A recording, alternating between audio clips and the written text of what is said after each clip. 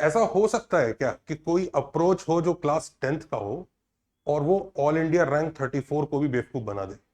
मतलब सोचने की बात है कि अजीब लग रहा है अपने को कि ये मैं all India rank 34 JEE advance में जिस बच्चे की आई है उस कैलिबर का बच्चा, और वो ना कर पाया। और मैं आपको ये बताता हूं कि मैंने उसको ये क्वेश्चन दिया था, मतलब क्लास में दिया था। अब बाकी सब ने हिम्मत हार गए, हो गया सर नहीं हो रहा ये है वो। स्टूडेंट केप्ट ऑन ट्राइंग कर। उसके बाद लेक्चर खत्म हो गया, लेक्चर के बाद भी दैट पर्सन सेड कि अभी भी नहीं क्लिक हो रहा है, क्योंकि neither you can find numerator easily, neither you can find denominator easily. Kept on trying, kept on trying. In fact मुझे अभी भी याद है कि मुंबई में थाने करके एक लोकेशन है, वहां पर हमारा सेंटर था और उसके नीचे ही मैकडोनल्ड्स था। वो लेक्चर के बाद भी मैकडोनल्ड्स में that student kept on trying, kept on trying, kept on trying, kept on trying. Then I went to McDonald's and discussed what happened. So the student who got All India rank 34 in JEE Advance ultimately, even that caliber student was not able to think of this, which is of course very simple because the trick जो है वो class 10th वाली है। आप देखना इसमें तो फंडा एक्चुअली है क्या कि हमें ये समेशन अपॉन समेशन निकालना है। और इसमें दिक्कत हमारी ये आ रही है कि न्यूमरेटर भी अजीब सा है, डिनोमिनेटर भी अजीब सा है, निकल तो पाएगा नहीं, तो रेशियो कैसे निकालेंगे? अब बात इसकी एक्चुअली ये है कि अगर हमें ए अपॉन बी निकालना है, न्यूमरेटर अपॉन डिनोमिनेटर, और फंडा ये है कि अगर इसको निकालना है हमें, तो ए अपॉन बी के लिए नेसेसरली अपने को ए और बी निकालने की जरूरत नहीं है। मतलब ये हमारी माइंड की कंडीशनिंग ऐसी होती है कि ऊपर वाली सीरीज का आंसर अलग से निकाल लूंगा, नीचे वाली सीरीज का आंसर अलग से निकाल लूंगा, उससे आंसर आ जाएगा। That is the mental conditioning we guys have. लेकिन ऐसा कोई जरूरी नहीं है, क्योंकि क्लास 10th में हम लोगों ने कंपोनेंट और डिविडेंडो करके चीजें सीखी होती हैं। अब सोचो अगर हमें ए अपॉन बी निकालना है जो कि लेट से के है, तो हो सकता है हम ए प्लस बी और ए माइनस बी बड़े आराम से निकाल सकते हो। और अगर हम ए अपॉन बी पे कंपोनेंट डिविडेंडो लगाएंगे तो वो ए प्लस बी अपॉन ए माइनस बी जो है के plus one upon K minus one बनेगा। और अगर इसकी वैल्यू पता लग गई तो के की वैल्यू पता लग जाएगी। इनफैक्ट ए प्लस बी अपॉन ए माइनस बी क्या है, 2a प्लस 3b अपॉन 2 और 3 करके से कुछ भी नंबर्स ले सकते हो आप। 2a प्लस, मान लीजिए उनको ऐड करके कुछ अच्छा नहीं आ रहा है तो 2a प्लस 3b से अगर कुछ अच्छा आ रहा है, बहुत सारे क्वेश्चंस बन सकते हैं। तो बात यह है कि अगर ए अपॉन बी निकालना है तो इट इज पॉसिबल कि ए अपॉन बी डायरेक्टली की जगह हम ए प्लस बी और ए माइनस बी बहुत इजीली निकाल सकते हैं, और वो कंपोनेंट डिविडेंडो हमारी हेल्प कर देगा। कैसे हेल्प करेगा? जैसे मैं आपको एक एग्जांपल दिखाता हूं, और ये बात स्पेशली उस तरह के क्वेश्चंस में अच्छी होती है जैसे समेशन है, इंटीग्रेशन है, इस वाले सब क्वेश्चंस में काफी ज्यादा ही अच्छे से अप्लाई हो जाती है। अब जैसे देखो ये वाला क्वेश्चन है कि एक फंक्शन दिया है F x minus x F dash, उसकी डिफरेंशियल इक्वेशन है, एफ ऑफ वन भी हमें पता है 3, और हमें इन दोनों इंटीग्रल्स का रेशियो चाहिए। बहुत सारे तरीके होंगे। एक तरीका यही है कि इसी डिफरेंशियल इक्वेशन को सॉल्व करके एफ एक्स निकाल लो, फिर इंटीग्रल की वैल्यू निकाल लो, फिर आंसर निकाल लो, हो जाएगा। बट एक्चुअली उसकी भी अपने को कोई जरूरत नहीं है, ये बहुत आसानी से आ जाएगा, क्योंकि देखो इन दोनों का डिफरेंस तो दिया ही हुआ है उसने। तो अगर मैं इसको के मान लेता हूं जो रेशियो उसने मांगा है लेट से, तो के निकालने के लिए आई कैन फाइंड के plus one upon K minus one, जो कि कुछ नहीं होगा, इन दोनों का एडिशन न्यूमरेटर में और इन दोनों का सब्ट्रैक्शन डिनोमिनेटर में। अब इसका बेनिफिट क्या हो रहा है? ये तो देखो रेडीमेड क्वेश्चन में गिवन है, और वहीं से अपने को हिंट भी लगा कि शायद इनको सब्ट्रैक्ट करना होगा जो ऊपर नीचे दिए हैं। और इन दोनों का एडिशन ये देखिए, ये एक्स एफ एक्स का डायरेक्ट डेरिवेटिव है। तो बड़े आराम से नेक्स्ट स्टेप पे ये एक्स एफ एक्स इंटीग्रेट हो जाए, होके आ जाएगा ये, और ये जो क्वेश्चन में गिवन था वो यहां सब्स्टिट्यूट कर दिया। इस पे लिमिट 0 to 1 लगेगी, इस पे भी लिमिट 0 to 1 लग रही है, और इसका इंटीग्रल करना बहुत ही आसान है, tan इनवर्स एक्स का डेरिवेटिव भी साथ में रखा हुआ है। तो दोनों इंटीग्रल सॉल्व होके अल्टीमेटली हमारा आंसर कुछ ऐसा आ जाएगा के plus one upon K minus one का, जिससे हम बाद में के निकाल लेंगे। पर थॉट यह है कि हमें इस डायरेक्शन में सोचना है कि रेशियो चाहिए, इंडिविजुअली नहीं चाहिए। इंडिविजुअली ज्यादा बड़ी इंफॉर्मेशन है, रेशियो चाहिए तो उस रेशियो के डिफरेंट फॉर्म्स जो कंपोनेंट और डिविडेंडो वगैरह में होते हैं वो हम निकाल सकते हैं। अब ऐसे देखो कि यू कैन फाइंड के, और कमेंट्स में एक बार आंसर लिख के बताइएगा। जैसे ये वाला क्वेश्चन भी बड़ा खूबसूरत है कि π/6 से π/4 इंटीग्रेट करना है x cot x by 2 cosec x dx और नीचे x cot x by 2 cot x dx को।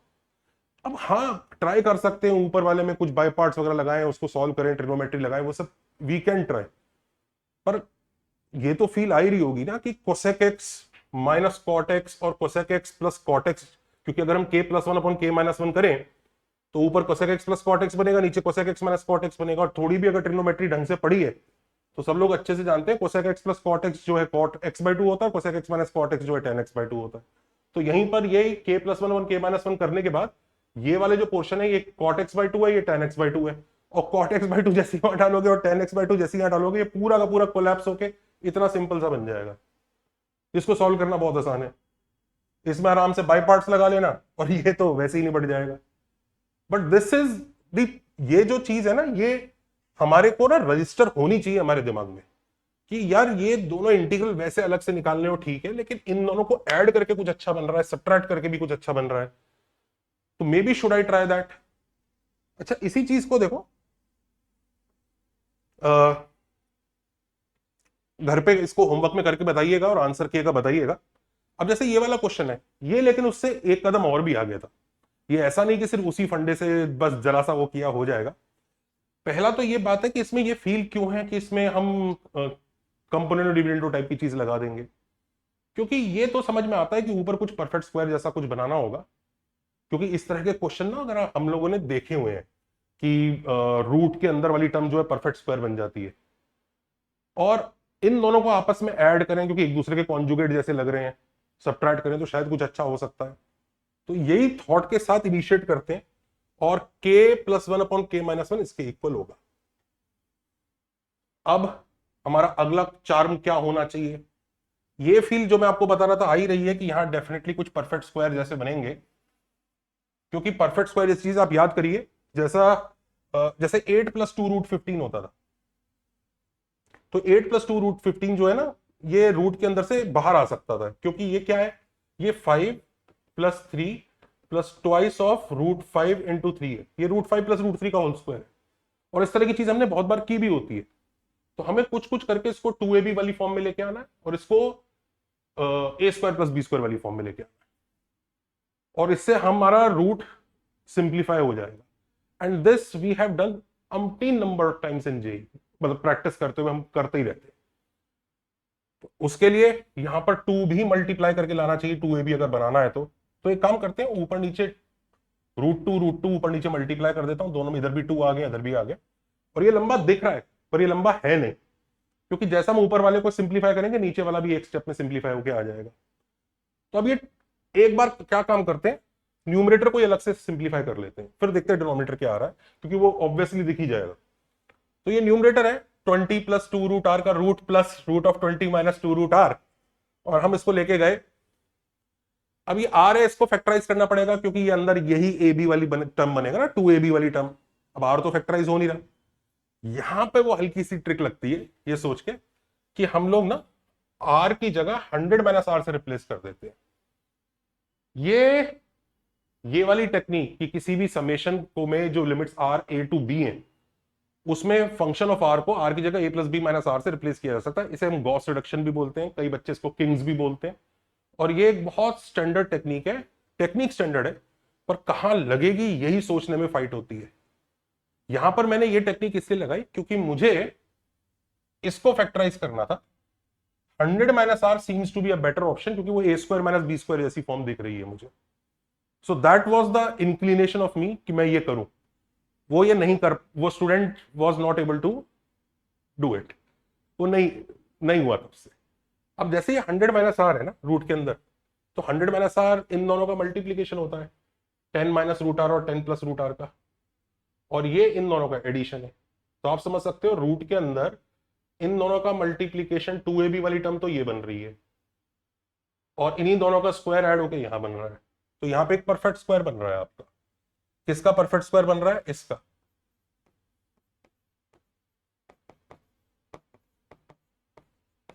इसका परफेक्ट स्क्वायर बन रहा है और उसके ऊपर रूट लगा हुआ उधर फर्स्ट टर्म में, और दूसरी टर्म इसी के साथ ही माइनस के साथ आ जाएगी। तो जैसे हम इसको यहां सब्स्टिट्यूट करते हैं तुरंत सिंप्लीफाई होके हमें स्क्वायर से स्क्वायर रूट उड़ जाता है, ये आ जाता है इधर, और इधर इसी का दिस, इधर ही एक्स प्लस वाई बन जाएगा, इधर एक्स माइनस वाई बन जाएगा। और मजे की बात है ये वापस कैंसिल हो गया, तो इससे twice of root of 10 plus R.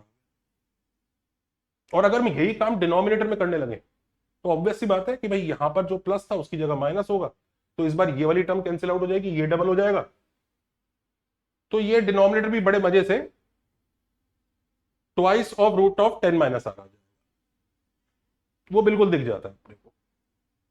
और जब ये दिख चुका है तो इसका मतलब ये सिंप्लीफाई होके वापस इसी फॉर्म में आ रहा है, जब हमने परफेक्ट स्क्वायर्स बना के उसको खोल दिया, जो कि वापस के है। यही तो हमारा क्वेश्चन है, यही तो क्वेश्चन है।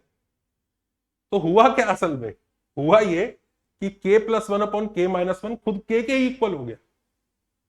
तो k plus one upon K minus one is equal to K, cross multiply कर लो, k में क्वाड्रेटिक बन रही है, उसका एक आंसर नेगेटिव आता है, नेगेटिव तो होगा नहीं, पॉजिटिव वाला लेना होगा, तो ये सिंप्लीफाई करके आंसर आएगा। कैलकुलेशन आप चेक कर लेना, बट क्वेश्चन डेफिनेटली अच्छा था। और तभी वो जो और इसमें दो पार्ट बहुत ही सोचने वाले थे।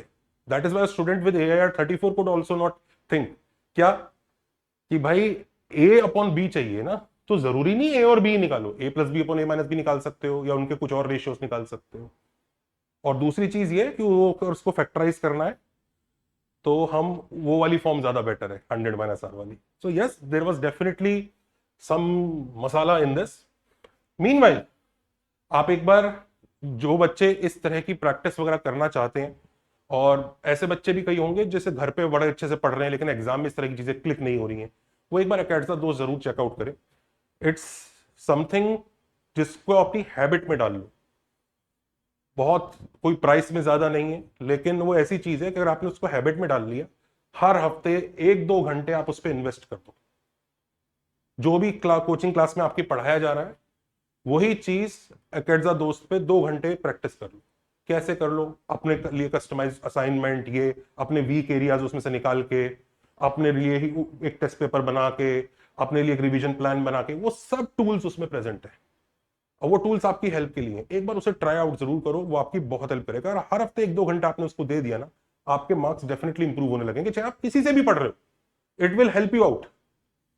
Meanwhile let me inform you, हमारा ग्लैडिएटर बैच इस हफ्ते से एकदम जोर शोर से शुरू हो रहा है, और मैथ्स उसमें मैं पढ़ा रहा हूँ, chemistry as you know Ankit sir पढ़ा रहे हैं, फिजिक्स का फैकल्टी भी इसी वीक हम रिवील करने जा रहे हैं, और एकदम डिटेल से तबियत से तैयारी होगी। और अब से हमने जो प्लानर बनाया है आपका, उस प्लानर में ऐसा भी इंश्योर किया है कि जहां देश भर के बच्चे परेशान हो रहे होंगे सिलेबस कब खत्म होगा, हमारा सिलेबस एग्जाम से अच्छा 2-2.5 महीने पहले फिनिश होके, और उसकी रिवीजन, उसकी प्रैक्टिस वगैरह सबका टाइम मिल रहा है। प्लानिंग भी बहुत प्यारी है। The lectures are just 90 minutes, small lectures, ऐसा नहीं कि हम लोग लंबे लंबे लेक्चर्स रख रहे हैं। और हम लोगों ने इंश्योर किया है कि उस लेक्चर के अंदर कोई भी टाइम पास नहीं, कुछ नहीं, सीधा प्रिसीजन पढ़ाई की बात होती है और डेप्थ में होती है। तो एक बार उसको चेकआउट जरूर कीजिएगा। Take care, bye.